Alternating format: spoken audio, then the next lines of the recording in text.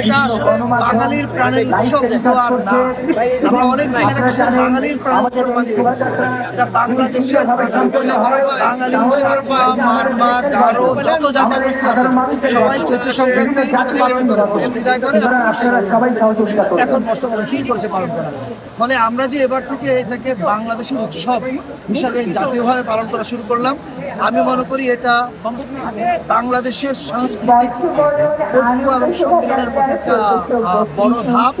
এবং আমরা হয়তো 20-30 বছর পরে থাকবো না পৃথিবীতে, কিন্তু আজকের বছরটা স্মরণীয় হয়ে থাকবে, কারণ এরপর থেকে বাংলাদেশ এভাবে বান্ডেল থাকলে প্রতি সেনমানিতে টাকা বাঁচবে।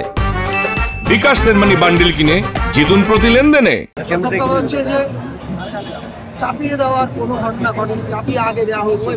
নাম ছিল বর্ষবরণ শোভাযাত্রা যশোরে, সেখান থেকে ঢাকা আসার পর শোভাযাত্রা, তারপর চাপানো হয় ভূগোল শোভাযাত্রা। এবার চারুকলা সিদ্ধান্ত নিয়েছে, তারা তাদের যে নামে চারুকলা শুরু হয়েছিল সেই নামে ফিরে যাবে, তাদের সিদ্ধান্ত। দ্বিতীয় কথা হচ্ছে এই যে রাজনৈতিক এই শোভাযাত্রা ঐতিহাসিকভাবে রাজনৈতিকভাবে ব্যবহার করা হয়েছিল। একটা নির্দিষ্ট রাজনৈতিক গ্রুপ তাদের প্রতিপক্ষকে ঘায়াল করার কাজে ব্যবহার করেছে।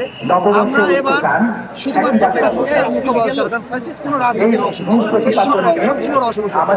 এটা ছাড়া আপনি এখানে কোথাও রাজনীতি, হ্যাঁ রাজনীতি আছে, বাংলাদেশের রাজনীতি অর্থাৎ আপনি বাংলাদেশের সকল জনগোষ্ঠীকে দেখবেন, বাংলাদেশের সকল ঐতিহ্য, মানে সেই আকবর আমলের ঐতিহ্য, এর উত্তরে আমলের ঐতিহ্য, এর পরের ঐতিহ্য, মানে সব কিছু মিশ্রণ আপনি। ফলে টিপিক্যাল ন্যারো রাজনৈতিক দৃষ্টিভঙ্গি। Thank you.